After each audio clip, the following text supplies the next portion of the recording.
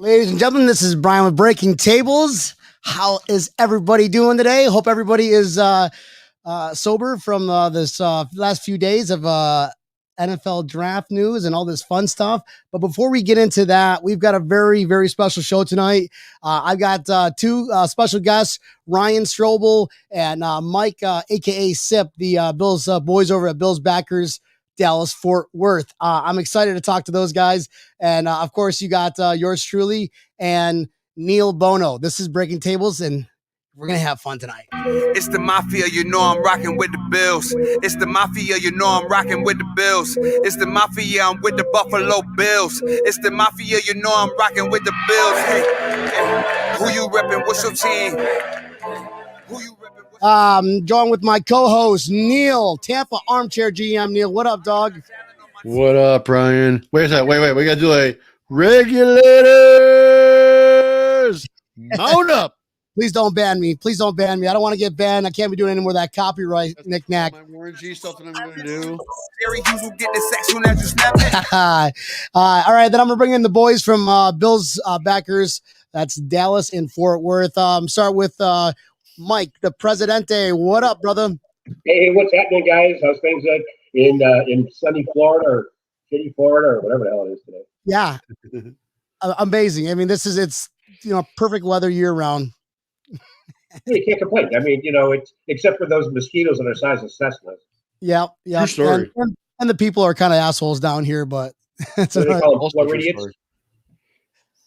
So Mike, you're actually joined. I'm going to get Ryan up on here. This is the VP of Dallas Fort Worth Backers. Ryan, what's up, brother? Thanks for hopping on. Hey guys, how's it going? It's rocking and rolling, man. I'm still I keep telling everybody I'm still recovering from the draft because we did 4.5 hours of just mayhem, laughing at other teams, and getting to see our first pick.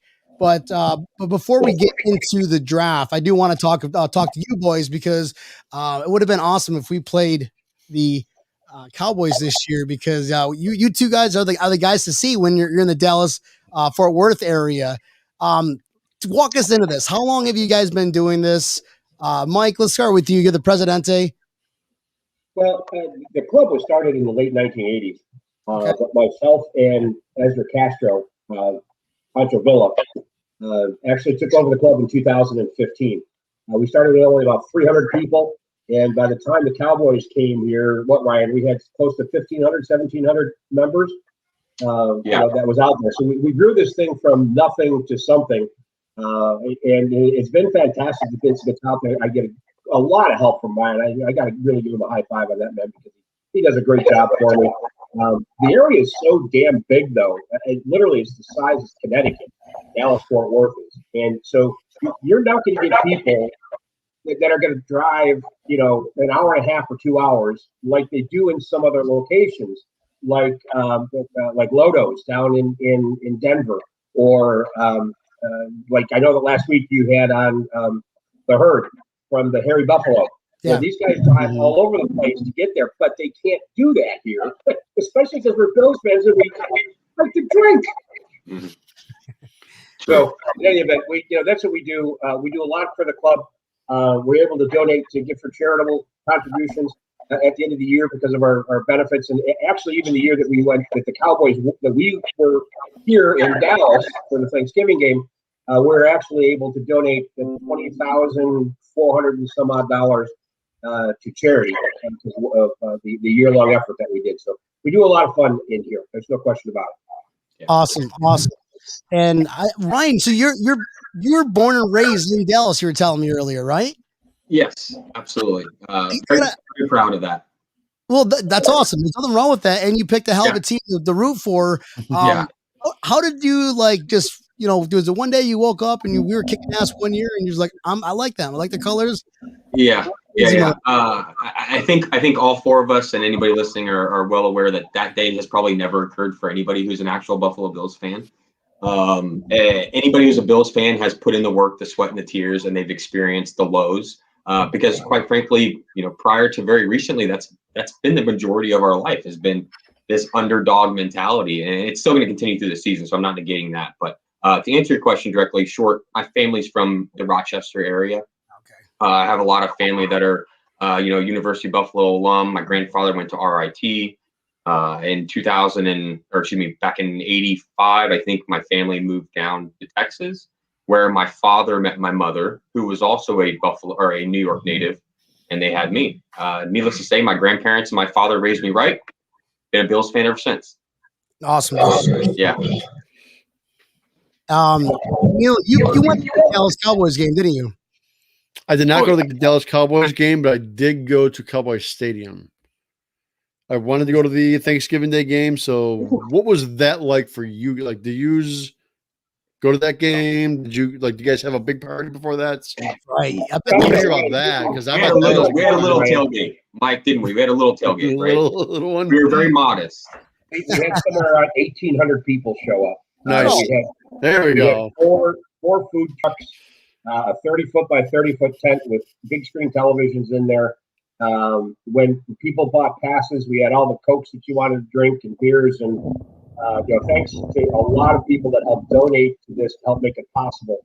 But I'll tell you what, that was one big fucking pain in my ass, especially from Halloween to Thanksgiving, because that's when everyone decided, hey, I want tickets. And then when they showed up, they still wanted more tickets.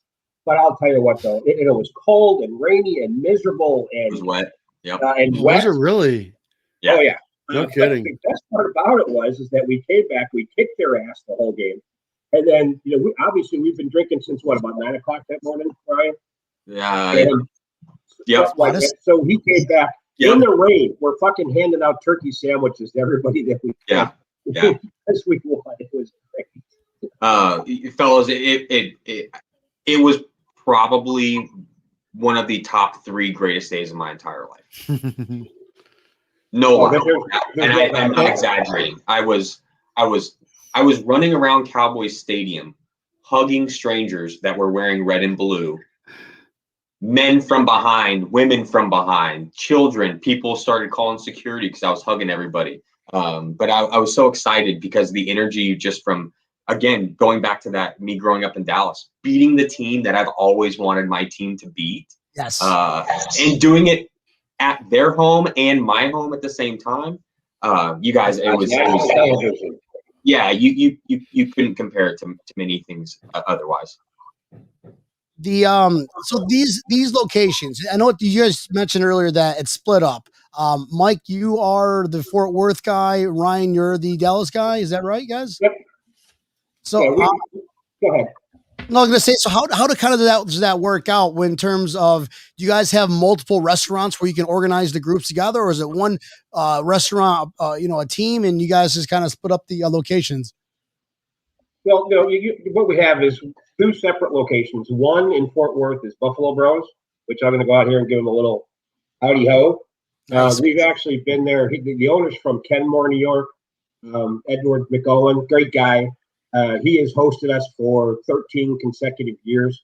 I happened to find him on a whim one day. Someone told me, hey, there's a Buffalo bar someplace. He's got the best wings outside of Western New York. He's got char and cup pepperoni, Salen's hot dogs, bison dip. Kenwick rolls. Yeah, he's perfected the beef on wick, for crying out loud. Yeah. And so we've been there, and he's been a fantastic host. Unfortunately, on the Dallas side, until Hideaway, this is going to be our 4th year, Ryan, right? At Hideaway? Sure. Unfortunately, we had 3 years in a row. Unfortunately, we put the bars out of business. It wasn't really us. It was because they relied on us on Sunday. Because during the season, we'd bring 300 some odd people up there and 200 some odd down in Fort Worth. But the fact of the matter remains, there's a lot of work that goes into finding a bar to do it and to dedicate it. And so we spend a lot of time making sure that no one tries to take our fans away to another bar, because there's always someone, and every year, right, Ryan? Oh, can we have an alley bar? Can we have another one in Mid-Cities? No, because these people need a lot of bars. This is same thing year after year, but a lot of work goes into getting those bars, and a lot of they made a lot of concessions for us, which is good. Nice. Yeah, I think there could be a correlation drawn to the success of the team as of late as well. I think in the past, us being the Buffalo Bills, and think of us respectively in the Dallas-Fort Worth Metroplex, nobody comes to see the Buffalo Bills, right? Everybody down here wants to watch the Cowboys. They want to watch the other teams. And so I think historically, and I don't think it was intentional, but we probably landed in bars that were a little more desperate. And therefore we brought as many people on a Sunday to watch the Bills game as they had all week long. So they loved having us, but they also didn't really have any other options. And so again, tying that to the correlation as of late, we've been doing really well these last 3 years. And I think that could be correlated to our relationship with the Hideaway, but the Hideaway has been incredibly generous to us, gracious to us. They are our home. I don't see us leaving there anytime soon. They accommodate us and then some, and especially during the pandemic and all the restrictions that we've had to monitor, they've been absolutely phenomenal to us. So for now, Hideaway is going to be our spot, I think. Yeah, and it's really the good part about coming in. And I've heard other groups that are complaining, and I won't give away other club names, but all the Bears fans are here. Oh my God, we have Seattle fans. Oh, there's Cowboys fans. Well, the thing is, what we do at both locations is that we just have so much red, white, and blue that the people walk in and say, they turn around. They leave. Dallas Cowboys fans walk into a bar in Dallas on football Sunday and leave. They shake their heads because they're like, there's no place to sit. And if they do get there early enough and sit up, we go out there and heckle them. You should see it out there playing the Packers. We just go up there. There's an interception. We're like, oh shit, yeah. Yeah, you suck. Your face sucks. Oh, you suck. All right, I get it. I mean, and that's the type of fun that we have. The best part about it, both locations allow us to play the shout song. At the Buffalo, at the Fort Worth location, we have a red and blue flashing light, which just turns into a great big disco if you want. It's a great big celebration, and especially this year in the playoffs, even with the pandemic, Ed went out there and put a huge tent out back that we were able to accommodate another 50 fans for the playoff games, which just made it even more special. So it was a lot of fun. Awesome. That's awesome. Yeah. Who do you guys think has the better beer selection? And do you guys have any kind of special bats? Actually, I'm not much of a beer drinker. I'm a vodka drinker. Sorry, Mike. Is the question between the bars or between cities? The bars. Okay. Buffalo Bros versus Hideaway. Yep. Okay. All right. Continue, Mike. Well, I'm going to vote for Buffalo Bros because they've got a hell of a selection. What do you think, Ryan? Yeah. They're both great. I'll leave it there. They're both great. Yeah. I'm a little bit of a beer, I'd say, snob. So, but I think Sundance. Does Buffalo Bros University have as many beers as Sundance? No, not at all. Okay, so to me, Sundance is impressive. Yeah.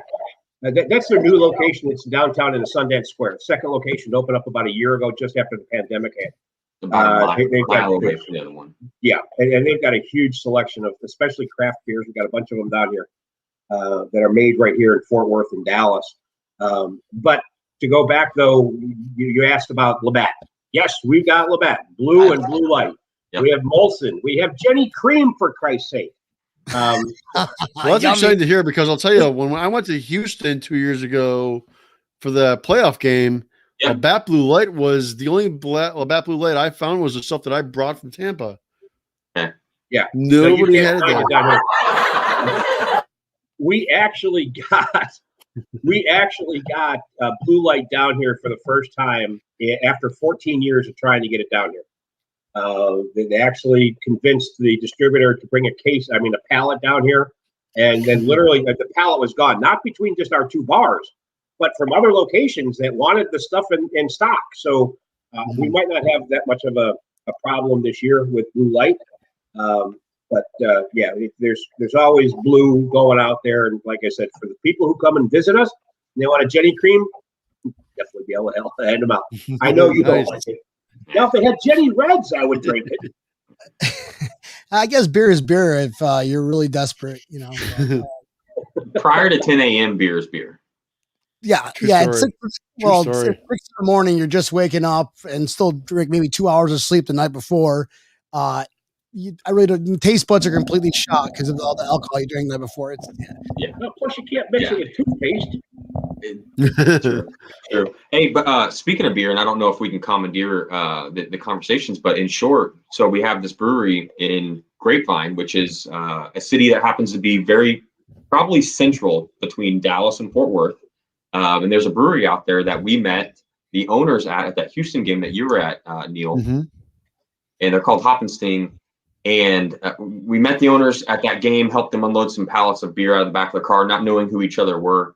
And then come to find out much later, we get in conversation with them, and they made a Buffalo Thunder beer for us here in Dallas, Fort Worth. They donated part of the proceeds of those beers to the charity that we were raising money for. They've got, if Mike's getting a can, he'll show you the can's pretty. And again, we sold these in DFW and they sold out. They couldn't keep them at the brewery. They couldn't keep them at the store shelves.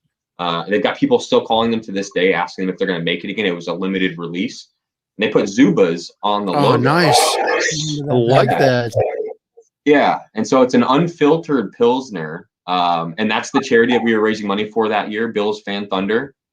And it was an absolute hit. And those group of people have been incredible to us as well. And they're also Bills fans, so that helps. But that was awesome. Beer is making me thirsty. I was drinking water. I was like, all right, I can't drink any more beer. I kind of want to like send you guys a beer from Tampa beer for that. Okay. Like they just before, it's funny, just before the Super Bowl was about to hit here this year, they started selling Pils Mafia here.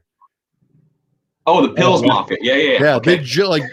I saw it in Whole Foods all over Tampa, and I'm like, ooh, they know. That's Thin Man, if I recall. Yeah, correctly. Thin Man Brewing, yes. Okay. I wonder how far south they go. Well, I mean, they're here. They're all the way out to the West Coast. They're now like that's like a regular beer they have at Whole Foods in Tampa now. So okay, I'm like, all right, that's cool. I like it. I will say I have a bottle or I have a can, but I haven't opened it. Yeah, it's pretty good. Okay. It's definitely worth trying. I mean, now I can get it to start on the street, but yeah, before I had a 4-pack from the actual brewery back in Buffalo, and it's like, I'm not going to open it up. Right. And I'm like, okay, well, I'm going to open it up. If I find a second one, I'll open it and taste it. Yeah, it's pretty good. It's a solid Pilsner.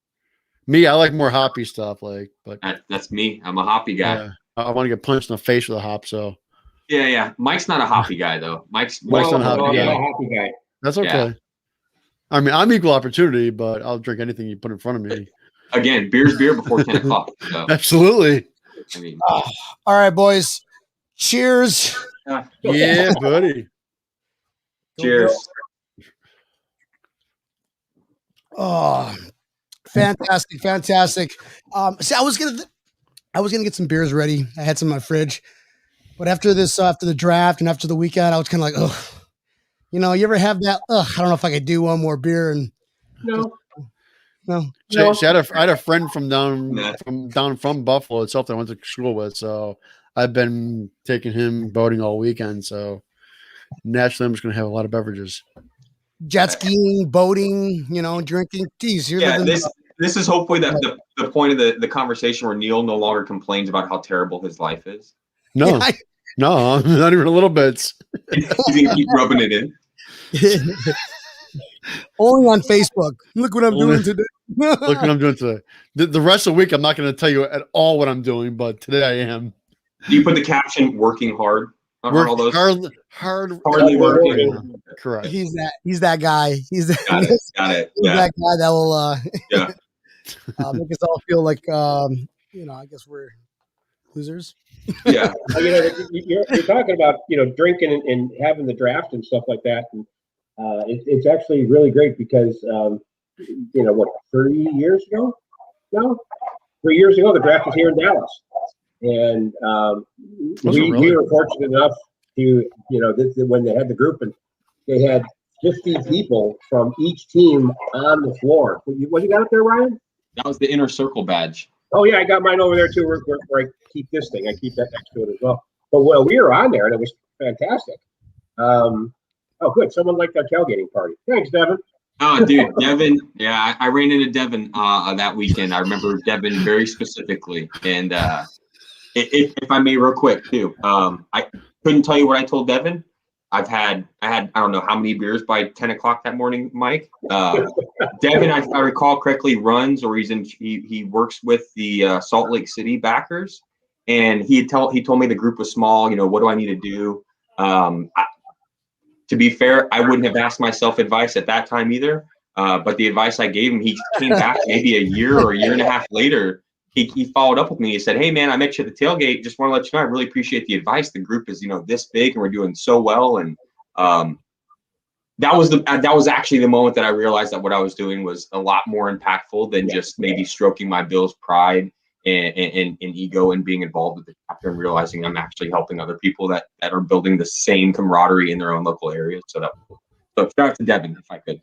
Ryan, you're right. I mean, by the end of that weekend, and all the people that came up to us and kept posting on our site and sending us emails and just saying, "Thanks, you guys did a great job, fantastic job, probably one of the best tailgates we've ever been to," did make me realize that it is just more than a bunch of crazy Bills fans getting drunk on a Sunday afternoon, having a good time, and we are making an impact with somebody.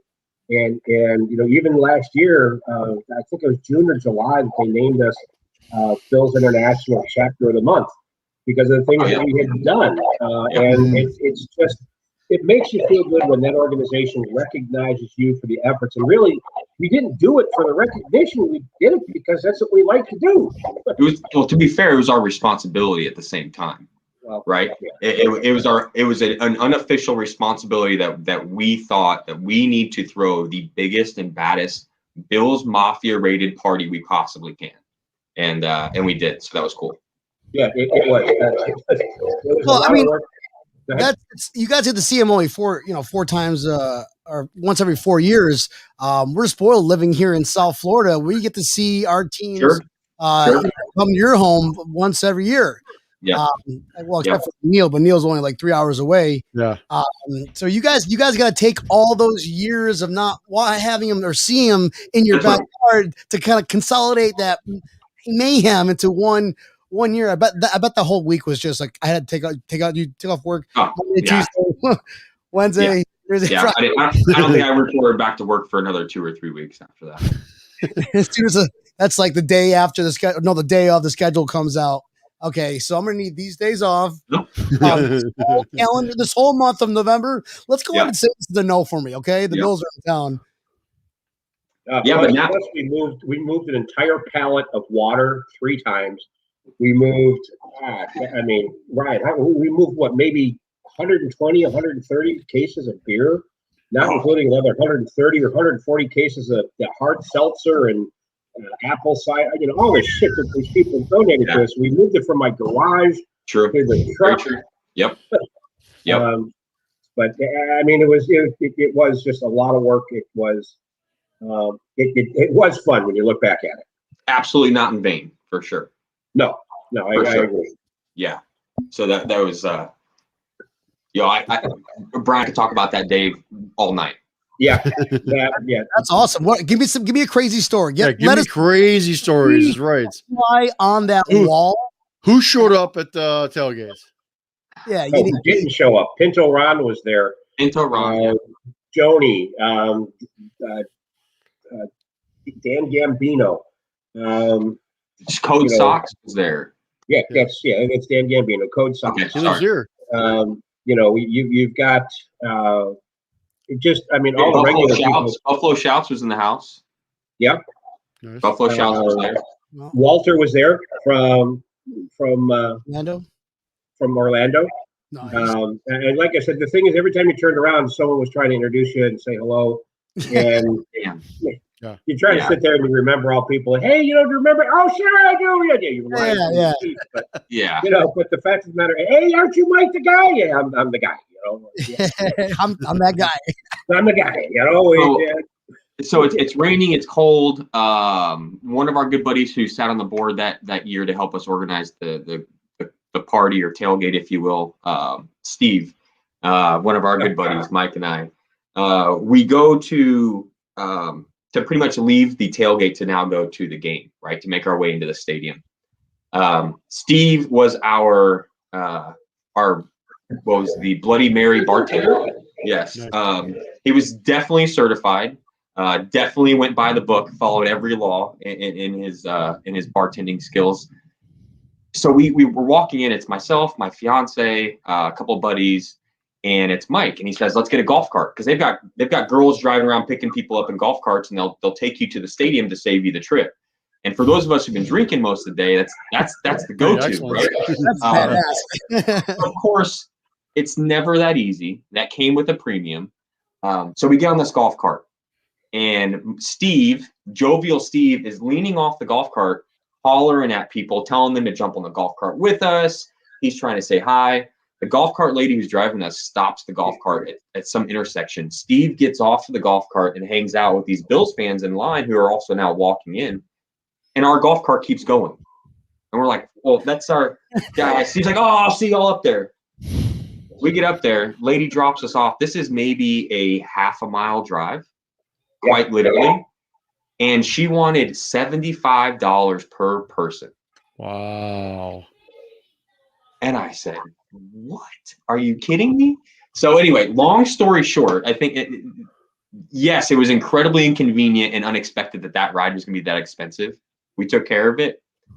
But to this day, I still get to rag Steve about how he pretty much set me up on the $750 golf cart bill and left me to die.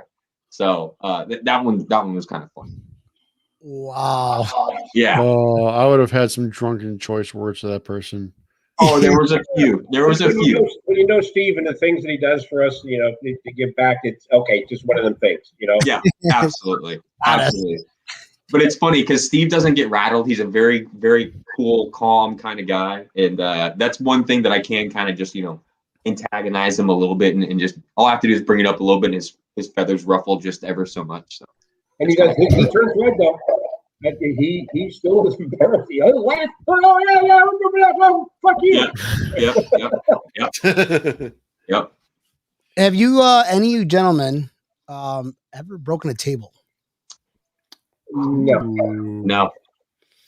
I'm surprised that I haven't, and those who know me at Bills games and Bills tailgates would probably agree that it's a little surprising that I haven't. But no, I kind of haven't. I haven't. I got to tell you what, though, with the draft weekend, though, I got to take. Well, I don't have a hat to take off. I got to tip my hat to Spencer Brown. Dude, he goes out there after as soon as he went out there. Drafted by the Bills. That was sick. Fucking breaks the table. Yeah. That was That's Buffalo. Welcome to Buffalo, baby. I bet McDermott reamed his ass for that too. Oh, did he? What are you doing? Don't get hurt. Yeah, you're you do not no. Yeah. From a live. Congratulations for your tweets, but do not do that ever fucking again. I picture that there we go. From dude, that table didn't have a chance. Way to go, Sean. 330 pounds. I know, right? Sean Hanneran, Pompano, sort of South Florida Bills backers. Okay. Then I'm glad Neil stole Tom Brady's Wi-Fi password. Yeah. Normally, Mr. It sounds like he's doing old ancient kung fu movies or something. Like you could I got rid of my dial-up AOL. And it's he's got a new, he upgraded, and then now we can hear him. Now we know what he sounds like. My conclusion, he still sounds like an asshole sometimes. True story. Welcome Did you guys make the trip to Houston? I'm assuming. Oh yeah. Yes. Both of you. Yeah, that was a blast. Playoff games, and I mean it's right there. It's been a blast. We stay at the Holiday Inn, which is right across the parking lot. Yeah. From Energy Stadium. So literally, you walk out the back of the bar and you walk across the parking lot, and you're in the stadium. Literally, quite literally. See, we stayed downtown. We were we stayed at the Marriott right by the convention center until we drove down. I had because I brought my entire tailgate system with me. I had a turkey fryer delivered to my hotel, and I put my turkey fryer together so I can make wings for my tailgate the night before. So I'm putting this thing together with a screwdriver they allow me to use at the hotel.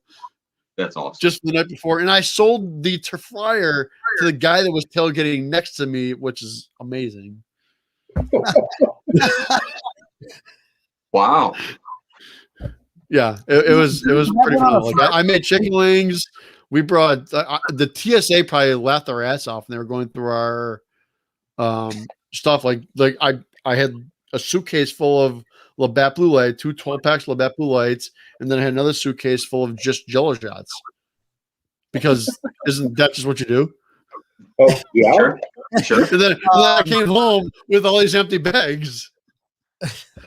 Like, well, why are your bags all empty? Like, don't worry about it. I drank the shit. I mean, what do you Hey, it's cool. Don't worry. We were thirsty. I might be on a list now. Buffalo won or lost, right? Yes. Yes. Yeah. I mean, it's a gorgeous stadium, by the way. Which one? Houston? Houston's a gorgeous stadium. And I did get the chance to, so I was telling you guys before, I was able to tour the Cowboy Stadium, which is, I mean, as much as I hate to say it, it's an absolute fortress. Yeah, it's impressive. I mean, everything that he did to that stadium, I mean, the lights are shaped as footballs. Like, it's just, yeah. But this is enough Cowboys podcast. Well, he saves a lot of money not having a general manager. So True. That's where that money that's where the money went. Football-shaped lights. They're like, all right, football-shaped lights, or you got to have... I think they should stick with what they're doing. Football games or football-shaped lights? Yeah, there you it go. is. Yeah, exactly. Yep. All right, Or nice ambiance. Exactly. Oh man. So again, we don't see you guys, or you don't see the Bills at your backyard once every 4 years. And you obviously got to travel 2 games. Is there a game usually that every year you're like, oh, I got to watch them, or I can't wait? Opening day. Every game is a must watch, but opening day is the game to be present at. And it's it's going to be here. Yeah. Well, Or, this year, sorry, I think it's gonna be, home opener, actually, sorry. what we're talking about is opening day at the Ralph. Yeah, You know, home granted, opener. like there's 16 games now. There's 17 games that are like you don't miss them. But to go out there and to have a game that you absolutely have to be at, opening day at the Ralph. Home you opener. guys fly up. You both fly up. Nice. Watch. 100%. Oh Yeah. wow. Oh wow. Okay. It's a tradition. It's unwavered tradition today. Well, and this year with them wanting, being vaccinated, all the rules. Who knows what's going to happen in terms of what's going on? It really sucked last year that we couldn't go because they weren't allowing fans at all. Mhm. But before in normal life, it's tradition, and we love going to a place called Barville and eating their wings. Nice. We go to the Big Tree Inn, which is right down the street. We support the Hammer Lot. We'll go right across the street to the Bills Fan Thunder and party with them. By the way, Bills Fan Thunder is a 501c3 that brings underprivileged kids, 20 of them, every week to the home Bills game, completely no cost to them. They go out there and they feed them, they give them games and tickets and chaperones and everything. It's a fantastic organization. So if you want to help, young kids go there, definitely go to billsfanthunder.com and donate. But to go out there and then walk down and have a shot at the Big Tree Inn, which was always where the Bills went after practices. It's a tradition. It's a lot of fun. Nice. That's all. Oh, then of course go to the RV lot and party with my sister too. I bet that's. Do you guys plan on going to any away games this year? There's some good ones. They're not far from you too. New Well, Orleans. it's going to depend on the schedule. Depends on when the schedule gets released. It's It's going to get released next. Any day. Yeah, next week. Yeah. Me too. I'm waiting on that. Wednesday. Yeah. Yeah. I mean, Brian was talking about earlier, waiting for, scheduled release day and then telling work that's the days I'm taking off. That's quite literally the day I'm waiting for next. The only caveat to this year is I have to plan a wedding sometime in the middle of football season. So Better not be Sunday. right. So we'll see. But again, Real what's play that? playoff game on a Saturday. Playoff game. Well, to be fair, we're not scheduling the wedding until the season schedule comes out. So okay, makes sense. if that tells you anything. Hey, smart thinking. I've got dollars to donuts. It'll be the bye week. It's fair. Right? Fair. Very convenient. Very convenient. Then, like that, it's everybody's having a wedding that week for that, and you're all your friends are Bill's friends. So Yep. you have to like choose which one you want to go to, or go to all of them. That's basically I scheduled my wedding, and we're the day before a home opener in Buffalo. It's perfect. Nice. There you go. Nice. Yep. Awesome. What's talk to about events or charities that you guys do down in both your respective locations, or just events that you do something good for the community and not only bring Bill's Mafia together, but the community too. Anything special you guys do down there? Well, we do something, and we didn't do it last year, again, because of the pandemic, and we didn't do it the year before because of the Thanksgiving Day. But one of the biggest things that we do every year is make sure that we have a Toys for Tots campaign.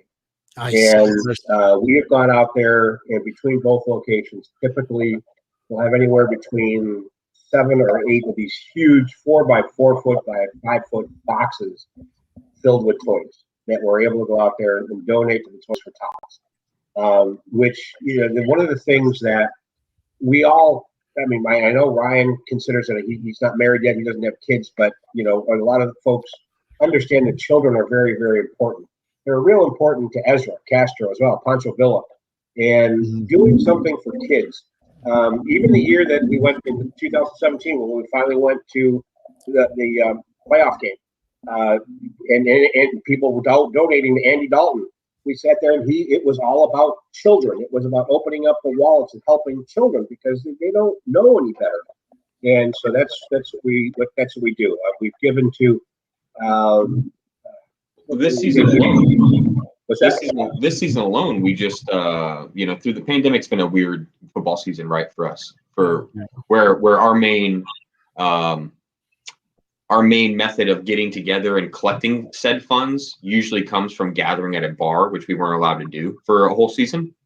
So this last season was very odd, but we were able to raise some money for the Fort Worth Animal Services, and we raised money for a charity on the Dallas side of town called Minnie's Food Pantry, who provides, dry foods and non-perishable food items, and in some cases perishable food items to families in the local area as well in Collier County, one of our more heavily densely populated areas of Dallas-Fort Worth. So even this year, without getting together regularly at the volume in which we normally get together at, we were still able to make at least what we would consider an impact and a ripple in our local communities. That's awesome. And I think we do regularly try to rotate those charities, so we're not continuously, funneling, be it funds time or whatever we choose to donate, to the same place all the time. We're trying to diversify, our impact in our local area. And what we try to do is we try to give them things that they know that will help them. We don't just go out there and give them a cash donation because, quite frankly, you never know where that cash goes. But when we donated to Vogel Alcove, which was another fantastic Vocal Alcove, yes, yep. that goes out there and actually babysits children while their single parents are out interviewing or training for jobs. And we gave them bundles of diapers and wipies and powder and all the rest of that stuff because that's the sort of things that they need. And like we did it for Minnie's Pantry, we gave them, oh my God, 2 or 3 carts just flowing with food. Yep. So we could help make sure that people were fed. And then because we don't want to forget about our 4-legged friends, which, I've got 2 dogs. I know, Ryan, you've got 2 dogs. I don't know about you guys. You got 3? Okay, there you go. Deal. No, he doesn't have any. Just one. Oh, okay. But the thing is, we want to make sure that they're taken care of as well because, unfortunately, animals, because people suck at times the way they do things. I mean, they discard them, they abuse them. So, we like to take care of them. And it's great because we do get some donations from people and also from our distributor, Labatt. So we have things to give away. In addition to our 50-50 drawings, we have swag that we can give away all the time. And it helps. It really does, and it makes it feel good. Again, you're doing it because that's what we do. Yeah, I've got 3 dogs and a cat, and mind you, I'm like severely allergic to cats. So I've got so much Benadryl and Claritin on hand anytime. And the reason why I actually have the cat is so my wife and I, we've had, all 3 dogs have been either given to us or we found them. We love animals. We're partial to animals. We think animals are sometimes better than majority of the people that we witness out. So that's why we love dogs. And one day we're outside and my wife is like, "Do you hear that?" And we're in the backyard and you hear this cat meowing. So I'm like, no, go inside, cover your ears, go inside. 2 weeks later, no lie, 14 days later, I'm outside mowing the yard and I happened to run out of gas. And I heard that meow, like very faint meow noise. I'm like, no, Jesus, why'd I have to hear that? And I stick my morality, not right now, morality. So I suck my ear up to the fence post and I hear that faint meowing again, a little meow. So I'll pull open the fence, and inside the fence, wedged between my neighbor's fence and my fence, was this like yellow fur ball of things. So I grab my gloves and I'm getting it, and this thing is sitting right in the palm of my hands. All bone. You don't feel any kind of muscle or any fat on this cat. Apparently the cat was there for 2 weeks. Fuck. So I'm like, I'm such an asshole now thinking about it. Like, I should have rescued him right away. Day one. So that I'm calling all these places up, freaking out. I'm like, oh, I found this cat. My wife's like, what do I do? And she's like, call a shelter. So I'm calling shelters and they're like, no, it's probably, it's probably not going to make it. And we don't take cats home. I'm going, well, this cat's going to die. I'm like, fuck, I don't want it to die. So I ended up taking it to the vet. I did like, fuck this. I'm going right to the vet, go to the vet. And, I made like a little shoebox with a towel in it and made it look really cool. And I bring it in the vet, and the vet's like, I can give it like fluids. That's all I can give him. I can't even get antibiotics. Realistically, this cat will not make the night. So I'm prepared for the wake up next morning and a cute little kitten is heaven forbid passed away. I at least had it in a little shoebox, made it all comfortable for his last night here on Earth. And that next morning, that little turd's walking around, eyes open, meow, meow.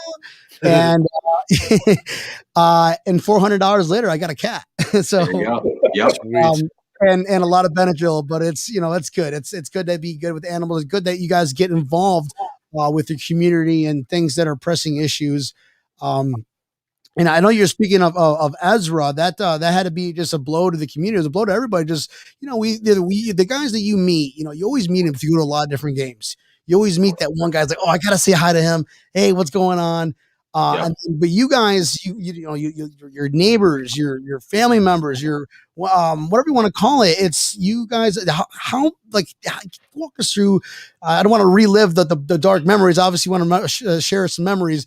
What kind of inspiration can you tell us about what you guys did and how you knew Ezra, and what are some cool moments that you can tell us? I don't know. There's some cool events that you guys did together. And Ezra, to a lot of people, meant a lot of things. He's just a fantastic man. I mean, he taught me a lot about people, a lot about patience, a lot about caring and giving. There's no doubt about it.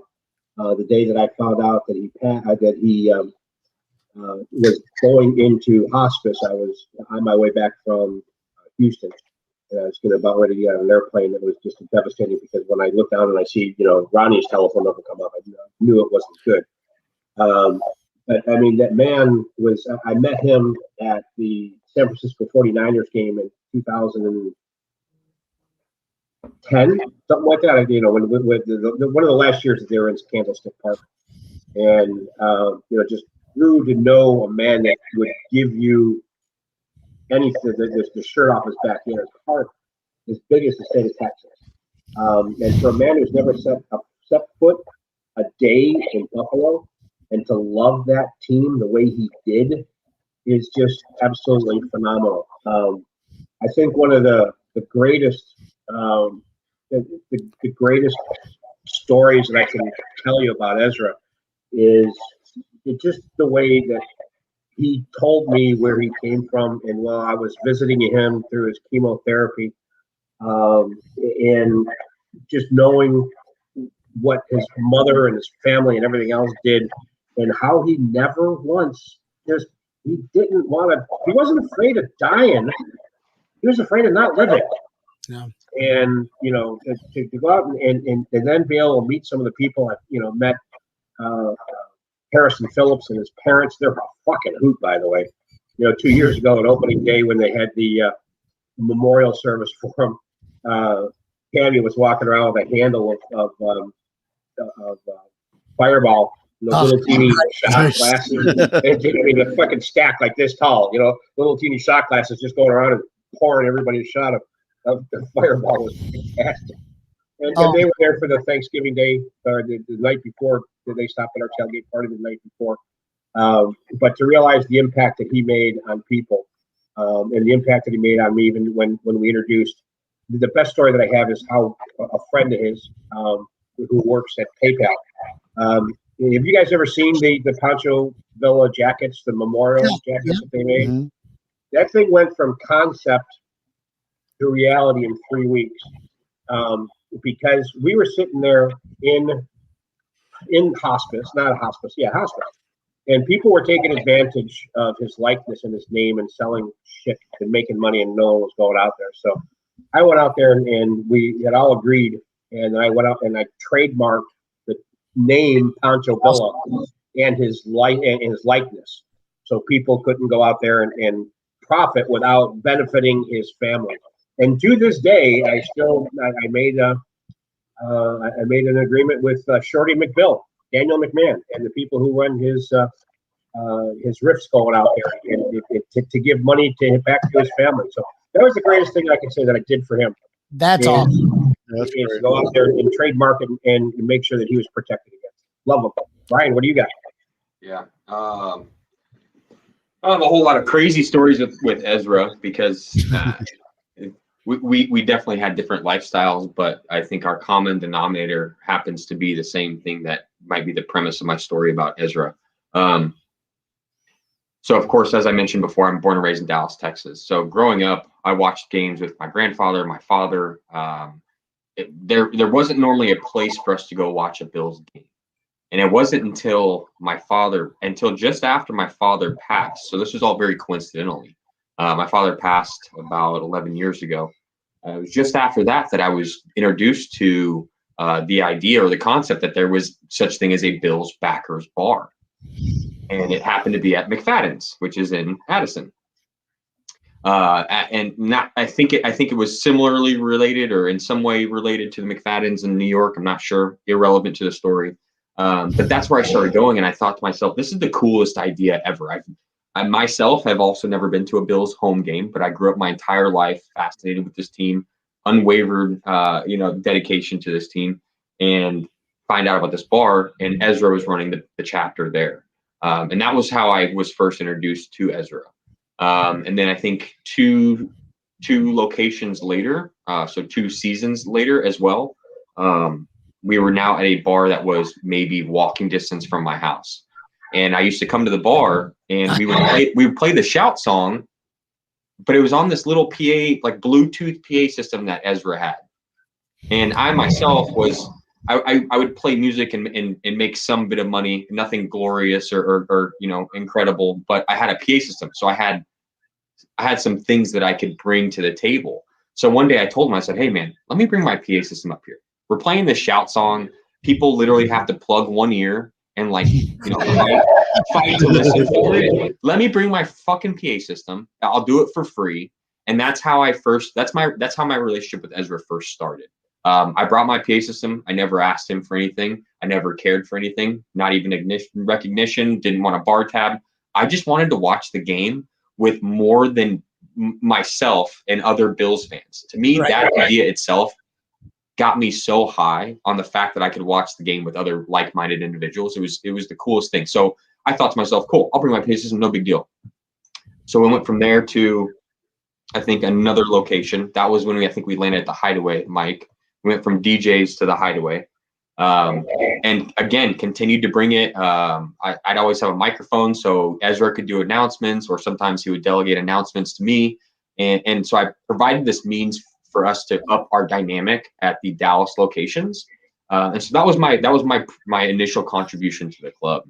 And then when Ezra did fall sick, and actually I'll back up just a little bit, Ezra really brought me in his family as well. That Ezra was one of the coolest fucking people I've ever met.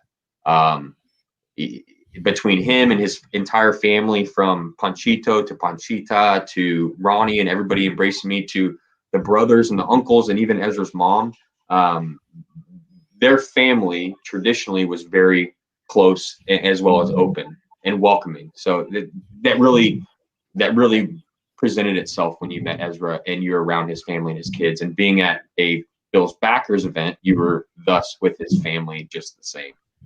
So it was this energy you got from Ezra was fantastic. But it was when he was he was at Southwestern Medical Center, I think.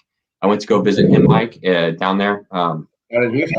Yeah, or no. This was when he was in Dallas. Sorry, the UT Southwestern. And I went down on him just one day. I wanted to go see him, and I said, "All right, cool. What room are you in?" So I went and I pulled up and I walked in, and I'll never forget, man. Obviously to him and anybody else is probably a minute gesture, but when I walked in the door, he said, "Hey, move. Let Strobel sit right here. I want to talk to him." And it was just super cool, because here I am, I say kid because I still don't realize that I'm, approaching 40. I still think I'm a kid, you guys. But here I am. I'm experiencing these experiences with this guy who's running this Bills backers chapter, in lesser words. He's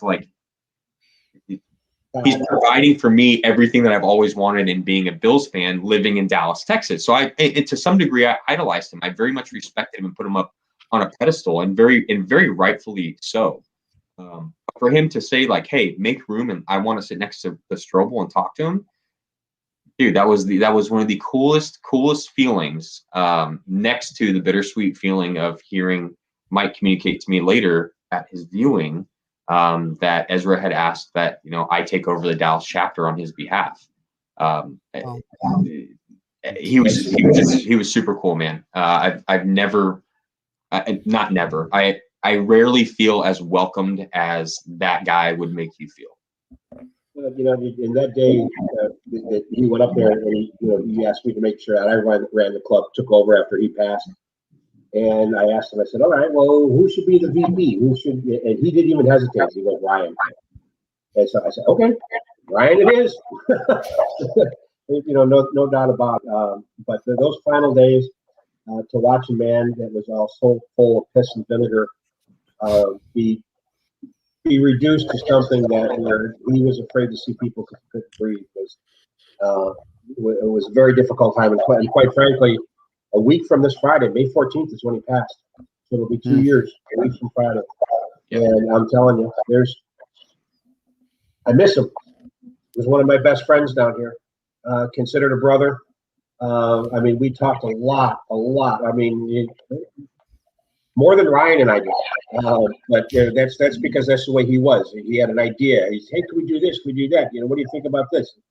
And plus also too, I was in outside sales, so I was able to go up and see him at the funeral home. So it worked out really well. But that man made an impact on countless people, and to this day we still miss him. There's no doubt about it. Incredible man. I don't know if you guys ever had a chance to meet him, but if you didn't, you certainly missed him. Yeah, I have had the chance to meet him twice. Once when I was living out in Phoenix, he came to our tailgates, and it was just a lot of fun. Just a lot of fun. He joined up. Hey, I just wanted. He literally just walked up the tailgate. Yep. Yeah, he just wanted to be there. Yep. And the other time it was down in Miami, we had a huge tailgate, and he came there and just waited. He was there the entire time. In the one in Miami, he was there all day and just enjoyed it. Had all of food, just come on in. And I got a huge group picture of him, all of us. It was great. I did get to meet his kids in Houston for that playoff game, because they were there. They were walking around, and the whole family made themselves very vocal. Very great family. It was great to meet them as well, because after hearing what he wanted to have done with the whole backpacks for kids and everything, like it was just great. It really was a good thing. Like that was his legacy. Like, I want to have backpacks for kids. Everybody donated to that, and it was huge success. Yeah, so it was yeah. Bills Mafia, Buffalo Bills. It's Buffalo Bills is more than football. And 100%. I can say that every single week when I talk to Bills backers, bars, and presidents and so on. But just to hear stories, hear things like that, how you can meet an individual and affect everyone's lives, and just being part of something bigger than football, but all having one common interest, which is a football team. That's amazing. That's unbelievable. The power of numbers it can do in terms of anything you want to do. So that's awesome. That's why I wanted to hear that's kind of the stories, because you guys met, he's a legend of a fan. I wish I was a Pancho Villa, you know what I mean? I'm just Brian. I'm just Brian the drunk, so that's really cool to do that and meet that.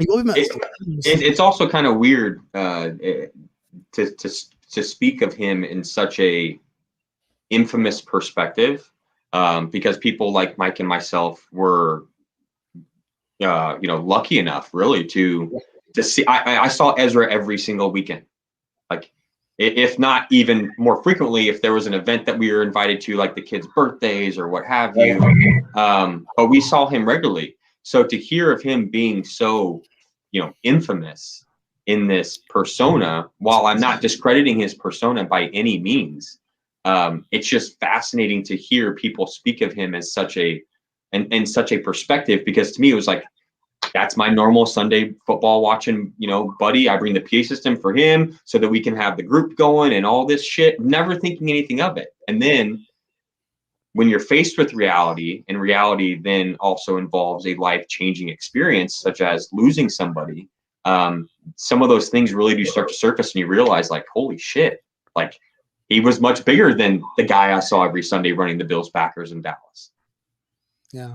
Well, it's funny that he was running the Bills backers in Dallas, because I feel like every game that I was at, he was there. Right. No, he was everywhere. I'm like, wait. He was was in the game. What do you mean he ran the Bills back into Dallas?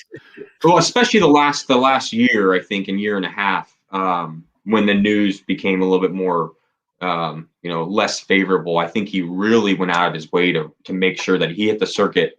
Let me hit all the spots I haven't been to. I need to make sure that I do all these. Bring in, Gino with him, of course. Yeah, he wanted to do a lot with Gino before he passed. So, but I agree with you, and even in that same breath, Neil, it's weird because I sit there and I say, yeah, I saw him every week, and so it's crazy to think of people thinking him of something more than that. But in the same breath, I can also say he went to so many games. But I never really noticed his absence, because it always felt like every game I went to, he was just there. That's awesome. I feel like every game that I've been to, like I go to a lot of away games, and I used to live in Phoenix too, like for a few years. And like I said, I met him. That was the first time I ever met him. It was 2005 when the Bills went to Phoenix. It was the opening of that new stadium and everything, and he was there. And then I moved to Florida, and like, hey, I go to a game in Miami, and guess what? He's there. Yeah. Go to Houston, he's there. He was there, exactly. Mike, did him and his brother travel a lot? Mike, did him and Balls Mahoney travel a lot? No. Oh, okay. No, his brother, Jaime, the Dallas police officer and a Dallas Cowboys fan, and his character is Balls Mahoney. And I saw him. He was at Canton. He was in Cleveland this weekend for the draft. Nice. I saw a picture of him, out there. So he travels and represents the Cowboys, and then he has two other brothers. One is a veterinarian, and the other one is a Dallas cop as well. And they're both Denver Broncos fans. Yep. Mm-hmm. Well, his dad, growing up in El Paso, they don't have anything but UTEP. And so he gave them an opportunity to choose the team that they could root for. And Ezra's story is just phenomenal. He goes, I really wanted a team that had colors close to the Mexican flag. Well, there are no teams that have red, white, and green so as their colors. And so he just happened to catch the Bills in their heyday in the early 90s, red, white, and blue. He came up with it, and I've never met a more dedicated fan. Maybe except my dad, because I'll tell you something. I'm born and raised in Buffalo. This story I got to tell you because it's actually, I love it. My dad was a diehard Bills fan, and I think until I was about 7 years old, I thought, God damn it, and Jesus Christ were Bills players because the colors. He'd yell at the television, God damn it, what are you doing? Jesus Christ, give me the ball. Fuck you. Yeah. That's funny.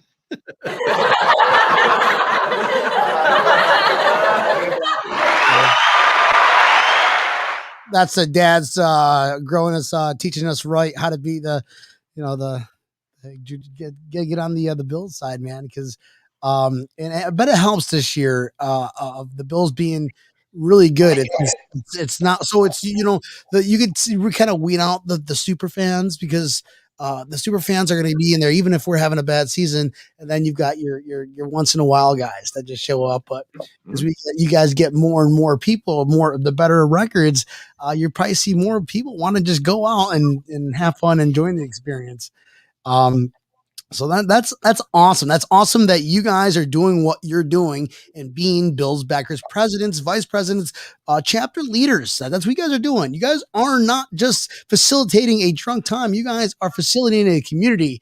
That's why Bills and Bills Mafia is greater than football. So thank you, Mike, for what you do, and Ryan, thank you for doing, guys. I think it's bad. Thanks for having us, man. We had a great time. Yeah. I'll agree with that. 100%.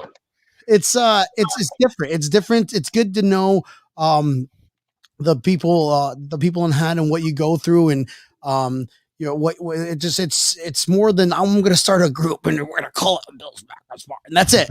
Right. It's you kind of you gotta massage it every day. It's a rolling machine, and I see a lot of work you guys put into it, and the good that comes out of it. So it's showing. So Mafia wouldn't be as crazy as it is without backers, organizations, backer chapters. So guys, badass. This is to you guys right here. Okay. You guys are the true champs. The true champs. And we still have a little bit more before football starts up. I do have to ask one question before we can hop off everybody here, because the draft just happened. Without getting analytical and into the whole, 4 hours, let's just utilize every draft pack, because we'll save it for the boring analytical podcasts and shows. What do you guys think about the round one? Okay. Round one, Russo. Is that guy a giant beast or what? Mike, we'll start with you. What do you think, dude? Well, he's 6'7", 266 pounds. The picture that's been circulating out there with him next to McDermott. The thing is, when we were at the draft in 2018, Ryan was out there, with us, and we were right there when they introduced Josh Allen and Edmonds. And when Edmonds came up, I mean, dude, his shoulders are up to here on me. These guys are big boys, but this guy's taller than Edmonds. Yeah. I think he's got the potential. I think he's going to help us this year. He's not going to be a starter, but then again, too, they like keeping fresh pass edge rushers. So he's going to get some time out there. What I'm really impressed and what I'm really stoked about is that Bruce Smith offering to go out there and mentor the guy. I mean, because bad things can happen with Bruce Smith, and if we can turn this monster into an edge rusher that's a generational Bruce Smith, I'm all about it. Let's go. Absolutely. Let's fucking go. I'm getting chills. I'm getting chills right now. What do you think? Dude, so am I. I got him too. What do you think, Ryan? Yeah, no, I'm to be fair, like I said, I haven't followed too much of this draft, but I am aware our first round was a defensive end. And then I think we got a defensive tackle shortly thereafter. We're gonna be stacked, man. We're gonna be absolutely stacked. What I would be interested to know is who, because I feel like Bean and McDermott have some sort of poker face, but who of what we recently picked up will we be leveraging later before the season begins? True story. Bean has that little stuff in his mind to do stuff like that. I agree. Absolutely. I wouldn't be surprised to find out. The wizard. I mean, the guy's a fucking wizard. Absolutely. He's grabbed some sleep. I don't want to call them sleepers because that's discrediting it as well. But he's grabbed some people that I think he's very much grabbed them from an offensive perspective to strategize before the season starts. So I'd be interested to see who that is and how that plays out. But right now, we're gonna have a solid defense. Yeah. I'll tell you one thing that I loved maybe through the whole draft for the Bills. Anybody with a nickname of Boogie Bashman, I'm okay with that. I'm okay with that. I know. Instead of Boogie, how about Wild Goose? And isn't he like number 32? Yeah. Yes. The goose is loose, baby. He took the first time someone took 32 since OJ's been in jail. I hope the kid does good because I would love to get a Wild Goose jersey. Just to have Wild Goose on a jersey. Yeah, exactly. I mean, you're spending $150 to get it custom made, but now it's just like, all right, you now give $50. All right. Cool. Yep. And I don't know if you guys saw it, but after they drafted that Tommy Doyle, the Bills put out a thing with Tommy Doyle's face and doing Old Doyle rules. Nice. I saw that. I'm like, I'm just dying laughing watching that. I'm like, whoever's doing the Bills social media, good job. Awesome. You did a great job with that. Awesome. Yes. Rules. Unrelated, but let me see. Uh-oh. It always worries me. We've had this sitting in our window of the house. It faces the street. That's awesome. So the neighbors have no question who we root for. Brian's got a head too. Brian, show the head you got. Which ones do I have? I got a couple of them lying around. Just Here, for a random. Where's the Como one? Oh, this one. That's the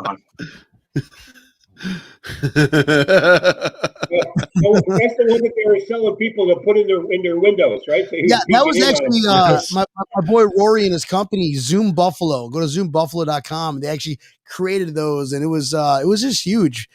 Funny. That's aren't they the ones that did the Diggs and Allen campaign? Same company, Diggs Allen. Same company. Okay. The huge. I can't remember what the one was where he had a picture of him on top of this bus, and he always comes up with this company comes up with some crazy ideas. Great guy too. He came down to Florida and golfed. We played. He kicked my ass, so he's good. The game this year, which games are you guys going to go to? Any away games this year? Because I'd love to meet up with you guys and have some drinks and absolutely do all that fun stuff. What game are we meeting up this year, guys? I think, like Ryan alluded to before, it really depends on what the schedule comes out next week. If we've got the away games for me, near Christmas time or something like that, well, I go back and see my mom. She's 81 years old. So, it really depends on what the schedule says. So if New Orleans is around that Christmas time, we're going to see you there. That's what, an hour flight for you? Yeah, about 2 hour flight. 2 hour flight. There we go. That's a quick flight for you, Mike. Yep. Same thing with Kansas City. Kansas City's going to be a quick one. You can go to Nashville in a couple hours. Yeah. There's a lot of games that I'd love to be able to go to this year. There's no doubt about it. Especially since they're playing great. I think I'm going to take a step on a line and say they will go 14. No, actually, so 15-2 because we have 17 games this year. I think it's work on that. 15-2. I think we're going 17-0. I can't see a team beating us this year. That's just me. Not one team. And the only reason we'd be 15-2 is because they put Trubinsky in there, and that's like last two games. All right, you're gonna play fucking Miami and I think Washington. Trubinsky could beat some of the teams with the rest of our team, but with our luck, we'll be 15-0. I'm sorry. No, the last two games are going to be Washington and the Jets. Actually, you know what? We did beat Miami with third stringers, so that's okay. We destroyed Miami with third stringers, not just beat them, Miami got because a they B needed to rating. win that They game got a B too. rating in the draft. I mean, what the fuck? These guys they traded 17 times to get someone that they didn't want. I mean, Yep. I don't get it. Idiots. Well, if let's keep New Orleans. I personally think they did a great job. I'll have to reach out once the schedule comes out there, but at least we know who our away opponents are. Ryan, what game are you circling for an away? I mean, I always look to see how I can get to the home opener. Okay. I mean, even if it doesn't work, if it's not, I think rational is a subjective term when we're talking about planning to go into Bills games, because if I can make a home opener, I'll make a home opener. Ryan, Okay. I'm just saying the NFL opener, not just home opener, the NFL opener, I'm predicting is going to be Bills versus Tampa. Yeah. This thing's going to be about 10 miles this way. Sure. All right. So I think you have to hop on a plane. Noted. Noted. Just so you know, I'm just saying. Noted. You live right next. I'm not opposed. I'm truly not opposed. I think there's going to be like a hostel at my house. Yeah. But Bills Mafia people I met this week. Ultimately, in short, I will say I think at the end of the day, I will be going to an away game. I have to be at a game every single season. Otherwise, the year is not complete. The lady and I are getting married this year, but we're gonna make it happen. You got to come to Miami. One game last year, and I was excited to make it to that one game. I went to Miami. Hell yeah, that works. That was the first one that they actually allowed fans, right? That was the first game they actually allowed fans. Yep. They allowed 13,000 fans last year, and we all went. And I think I picked up Neil from his. Isn't that the game? Isn't that the game that the noise actually played a factor in the game? Everything shut off. Like the stadium shut off because there was a storm in Miami, so everything in the stadium completely shut off. Diggs' first touchdown pass. Me and Brian are the only ones here to see it. Yeah. Because the entire stadium, like they didn't even accept credit cards at the stadium for a while. Like we couldn't go buy a beer if we wanted to. Well, the governor just signed an executive order without getting political that no more mask mandate, pretty much, or nothing that's going to hold you, no mitigating a response to COVID. So yeah, how that goes. That just tells everybody that, hey, guess what? The capacity is going to be insane this year, and it's still all Bills fans. So if you guys come down.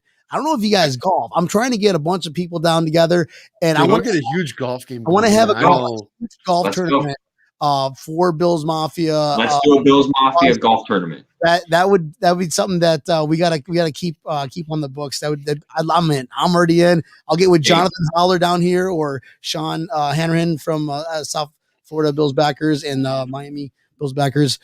We'll figure something out for us, guys. I'm so down for that. I'd love to chat longer, but I got to work early in the morning. Boys, this is a lot of fun. I cannot wait to meet you guys in person because I think we're gonna have a good time. So, Mike, where can we find you guys? Do you have anywhere on Facebook or any kind of website that we can go to check out Buffalo Bills backers Fort Worth? Yeah, we have both. Unfortunately, we haven't been able to update the website in a year due to things with GoDaddy, but we're working on that. But you can go to dfwbillsbackers.org and find us there.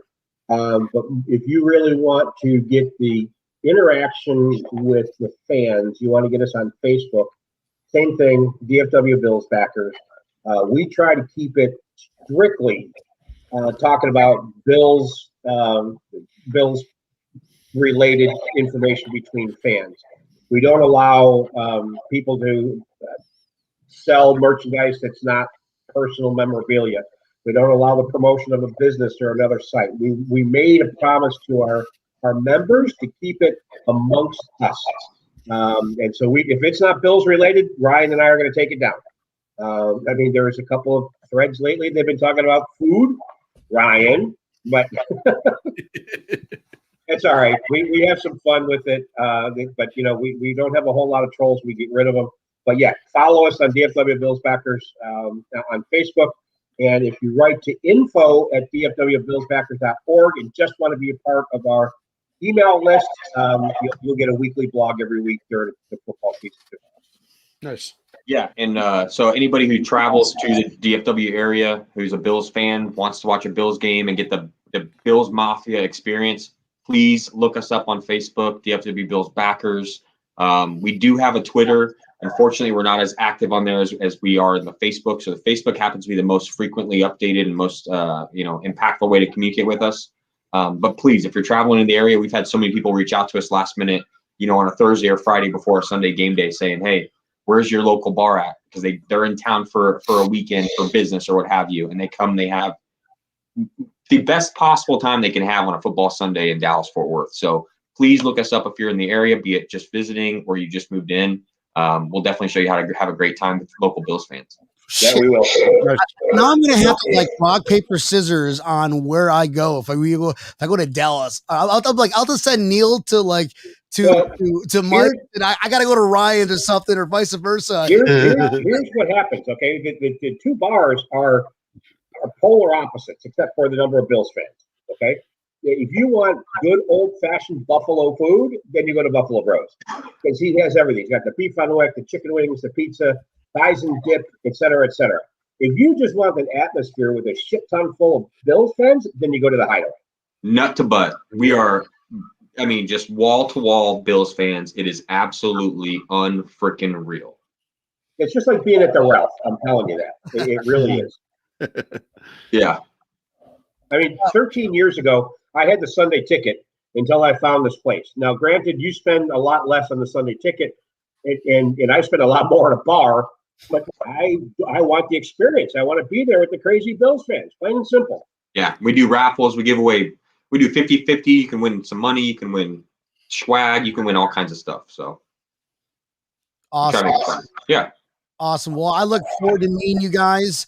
I really want to thank you to take time out of your day, your busy day, and hop on Breaking Tables. I had a lot of fun with you guys and learning more about you and what you guys do, and your stories. And it's just fucking badass guys. You guys are badass guys. So here's to you, boys. Thank you again. We're not worthy. Thanks for having us, man. We really had a good time. No, it's fun having you guys. That's for sure. Super cool. Neil, where can we find Breaking Tables? Tell the odds, bub. Breaking Tables, come on, man. We're on Facebook, Instagram, YouTube. If you're not following us, you've failed in life. And if you don't follow us, the Bills aren't going to win the Super Bowl. So you better follow. I know you're not going to win the Super Bowl. It's it. Do your part. Do your part, ladies and gentlemen. Do your parts. Guys, this is a lot of fun. Thank you all very much. I'd hate to see you leave, but it's time to go. Go Bills, baby. Go Bills. Go Bills. Go Bills. Dolphin selected Waddle. Dolphins sucking. Patriots are going to suck because they got Mac Jones. Selected another quarterback. He looks like a Lego, dude. That guy's so weird. He does look like a Lego. The Jets are just the Jets. Jets are always going to be the Jets. Oh. All right, guys. The quarterbacks go to die. This is Breaking Tables. You can catch us every Mondays and Thursdays, live shows, or on your favorite podcast listening device. Appreciate you buckling up and getting your ear holes and eye holes wet. This is Breaking Tables. Bye-bye. See you guys. Love you.